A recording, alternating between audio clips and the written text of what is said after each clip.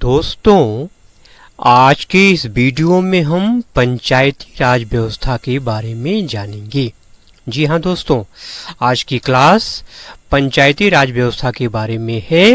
ये टॉपिक केवल रेलवे ही नहीं, लगभग हर एग्जाम के लिए ये टॉपिक बहुत ही महत्वपूर्ण है, इसलिए वीडियो कंप्लीट देखिएगा।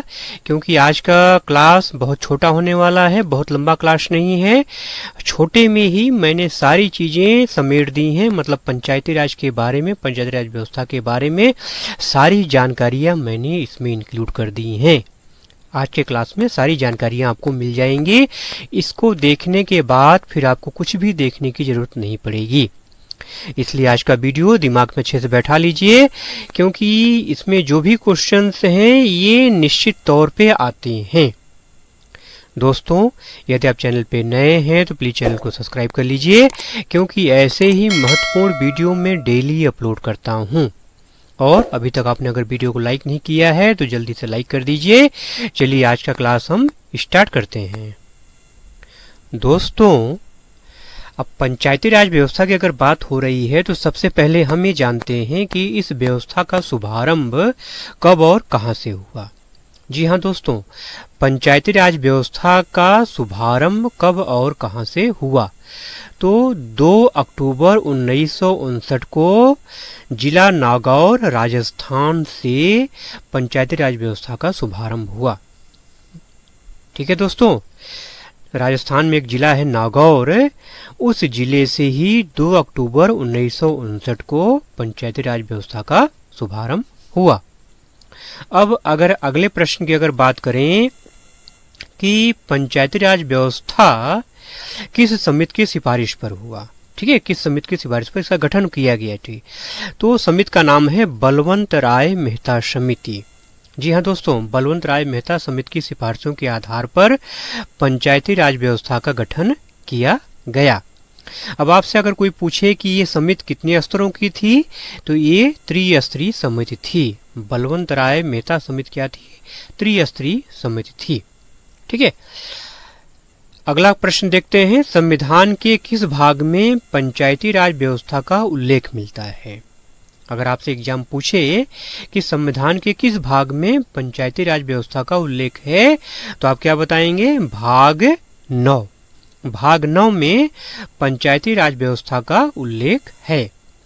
अब आपसे अगर पूछा जाए कि पंचायती राज व्यवस्था में कुल कितने विषय हैं तो टोटल 29 विषय हैं। ठीक है, टोटल 29 विषयों को शामिल किया गया है। अगला देखते हैं। अगला प्रश्न ये है कि पंचायती राज व्यवस्था का उल्लेख किस अनुसूची में है? संविधान की किस अनुसूची में पंचायती राज व्यवस्था का उल्लेख मिलता है? तो है 11वीं अनुसूची। 11वीं अनुसूची में पंचायती राज व्यवस्था का उल्लेख मिलता है। दोस्तों, आज जो भी क्वेश्चंस मैंने लिए हैं या समझ लीजिए पूरा का पूरा पंचायती राज व्यवस्था का निचोड़ है, पूरा कंक्लूजन है।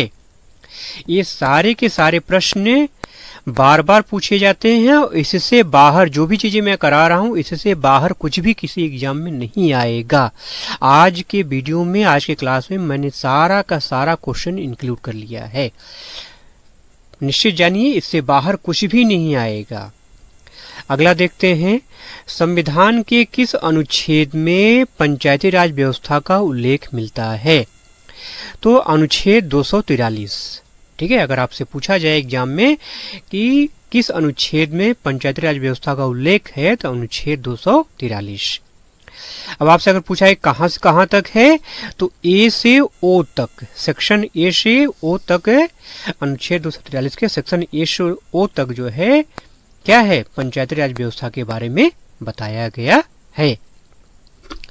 आगे देखिए जो है, अगर आपसे पूछे कि पंचायती राज व्यवस्था में कुल कितने अनुच्छेद हैं तो टोटल 16 अनुच्छेद हैं। कितने अनुच्छेद हैं? 16 अनुच्छेद हैं। अच्छा, आगे देखिए, ग्राम पंचायत की बात आ रही है। ग्राम पंचायत का गठन के बारे में किस अनुच्छेद के लिखा हुआ है? वो कौन सा अनुच्छेद है जिसमें ग्राम पंचायत के गठन के बारे में चर्चा की गई है? तो वो है अनुच्छेद 40।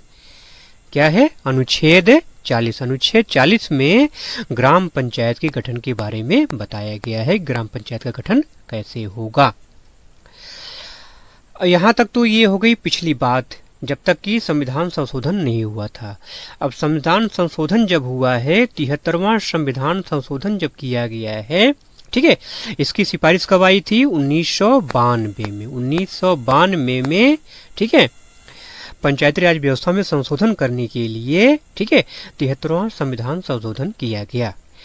तो अगर आपसे एग्जाम में पूछता है कि 73वां संविधान संशोधन किससे संबंधित है, तो पंचायती राज व्यवस्था से संबंधित है, ठीक है। 73वां संविधान संशोधन किससे संबंधित है? पंचायती राज व्यवस्था से संबंधित है, ठीक है। चलिए अगला प्रश्न देखते हैं।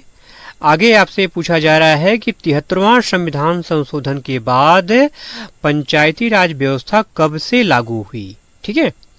इसमें जो समिति बनी थी, मेहता समिति बनी थी, मेहता समिति दूसरी समिति थी, जान जाइए, ठीक है। 73वां संविधान संशोधन जो हुआ है, ठीक है, उसके आधार पर जो पंचायती राज व्यवस्था फिर लागू किया गया नए तरीके से, नए सिरे से, तो मेहता समिति की सिफारिशों के आधार पर लागू किया गया। वो समिति थी द्विस्तरीय, ठीक है। तो आपसे यहाँ पूछा जा रहा है कि कब से लागू हुआ, तो 24 अप्रैल 1993 में, ठीक है। 24 अप्रैल 1993 से पंचायती राज व्यवस्था 73वां संविधान संशोधन होने के बाद लागू हुआ।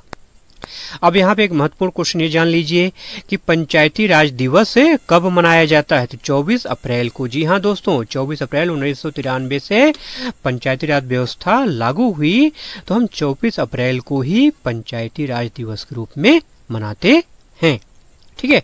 चलिए आगे देखते हैं। अगर आप कॉपी कलम लेके बैठे हुए हैं तो जो बातें मैं बता रहा हूँ इसको नोट करते जाइए आप, या तो फिर स्क्रीनशॉट लेते जाइए, ठीक है। सबसे अच्छा तो पड़ेगा कि आप इसको दिमाग में बैठा लीजिए, ज्यादा बेटर पड़ेगा। पंचायती राज व्यवस्था राज्य या केंद्र किसका विषय है, ठीक है। कहने का मतलब ये है कि जो पंचायती राज व्यवस्था है ये किसके अंडर में आता है, तो पूरी तरह से ये राज्य के अंडर में आता है। जी हाँ दोस्तों, ये पूरी तरह से क्या है, राज्य का मैटर है, ठीक है। केंद्र से इसका कोई मतलब नहीं है। तो पंचायती राज व्यवस्था राज्य सूची का विषय है। अगला प्रश्न देखते हैं कि पंचायत का चुनाव कौन करवाता है। चूंकि राज्य सूची का विषय है इसलिए कौन करवाएगा चुनाव इसका, राज्य निर्वाचन आयोग करवाता है, ठीक है। अगला क्वेश्चन बहुत ही महत्वपूर्ण है, किन राज्यों में पंचायती राज व्यवस्था लागू नहीं है, तो मिजोरम, मेघालय, नागालैंड और दिल्ली में पंचायती राज व्यवस्था लागू नहीं है। अब एग्जाम में अगर आपसे घुमा करके पूछ ले कि वो कौन सा केंद्र शासित प्रदेश है जहां पर पंचायती राज व्यवस्था लागू नहीं है, तो कौन सा राज्य है वो, दिल्ली। जी हाँ दोस्तों, दिल्ली वो केंद्र शासित प्रदेश है जहां पर पंचायती राज व्यवस्था लागू नहीं है।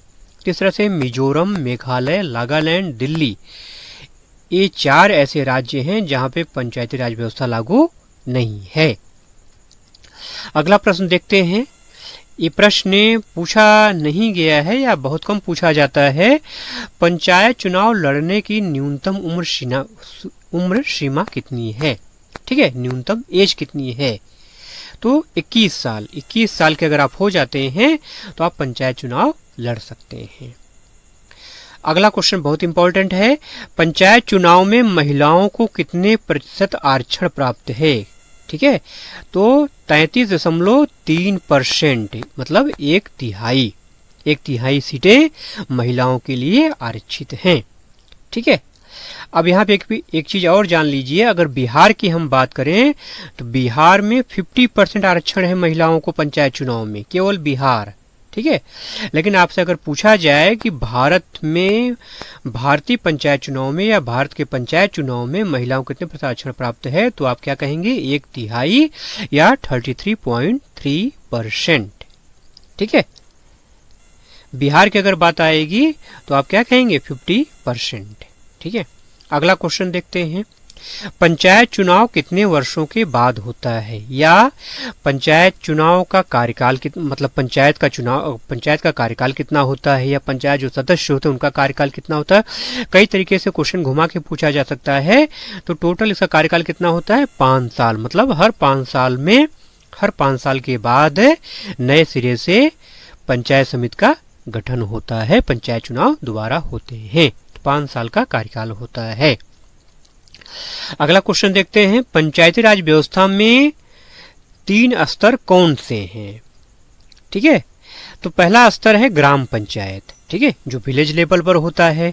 दूसरा स्तर है क्षेत्र पंचायत, क्षेत्र पंचायत मतलब जो ब्लॉक लेवल पे होता है, ठीक है। और लास्ट जो लेवल है, सबसे बड़ा लेवल जो होता है वो है जिला पंचायत, ठीक है, जिसको जिला परिषद भी कहा जाता है, ठीक है। तो ग्राम पंचायत, ठीक है, क्षेत्र पंचायत और जिला पंचायत, ठीक है। ग्राम पंचायत विलेज लेवल पर, क्षेत्र पंचायत आपका ब्लॉक लेवल पर और जिला पंचायत जो होता है वो जिला स्तर पर होता है, जिसको जिला परिषद भी कहा जाता है। तो ये पंचायती राज व्यवस्था के 3 क्या हैं? चरण हैं। अगला प्रश्न देखते हैं, वर्तमान समय में पंचायती राज मंत्री कौन है? अभी करंट अफेयर्स का क्वेश्चन है, तो गिरिराज सिंह जो है वर्तमान समय में पंचायती राज व्यवस्था के मंत्री हैं। ये बिहार से आते हैं, बिहार में बेगूसराय एक जगह है जहां से सांसद हैं, ठीक है। तो गिरिराज सिंह पंचायती राज मंत्री हैं वर्तमान में, ठीक है। लास्ट क्वेश्चन देख लेते हैं, अभी मैंने ऊपर बताया था फिर भी देख लीजिए इसको। पंचायती राज व्यवस्था के संदर्भ में 73वां संविधान संशोधन का प्रस्ताव कब आया? तो 1992 में, 1992 में इसका प्रस्ताव आया था और प्रस्ताव के आधार पर, सिफारिशों के आधार पर कमेटी ने जो भी सुझाव दिए तो 24 अप्रैल 1993 को जो है क्या हो गया, पंचायती राज व्यवस्था लागू किया गया, ठीक है। इसीलिए 24 अप्रैल को हम क्या मनाते हैं? पंचायती राज दिवस मनाते हैं। तो आज की क्लास में आपने टोटल 20 क्वेश्चन देखे हैं। निश्चित जानिए इस 20 क्वेश्चन से बाहर एग्जामिनर एक भी क्वेश्चन आपसे नहीं पूछने वाला है अगर पंचायत से संबंधित क्वेश्चन आएगा तो, ठीक है। इसलिए सारे के सारे क्वेश्चन से घोंट करके एकदम पी जाइए, ये सारे के सारे क्वेश्चन बहुत इंपॉर्टेंट हैं और बार बार पूछे जाते हैं, इससे बाहर कुछ भी नहीं आता है। दोस्तों, यदि आप मेरा क्लास पहली बार अटेंड कर रहे हैं, मेरा वीडियो पहली बार देख रहे हैं, चैनल पहली बार आए हैं, तो प्लीज़ चैनल को सब्सक्राइब कर लीजिए, क्योंकि ऐसे ही महत्वपूर्ण वीडियो मैं डेली अपलोड करता हूं और आप लोगों के लिए भरसक प्रयास करता हूं कि महत्वपूर्ण चीज़ें, अच्छी से अच्छी चीज़ें मैं आपको दे सकूं। और अभी तक आपने अगर वीडियो को लाइक नहीं किया है तो लाइक कर दीजिए। आज का वीडियो आपको कैसा लगा कमेंट बॉक्स में लिख के जरूर बताइएगा। आपके जो भी सुझाव हैं, शिकायतें हैं, ठीक है, अगर कहीं मुझसे कोई मिस्टेक हो रही, कोई गलती हो रही है तो उसको भी निश्चित तौर पे कमेंट बॉक्स में जरूर लिखिएगा। Thank you.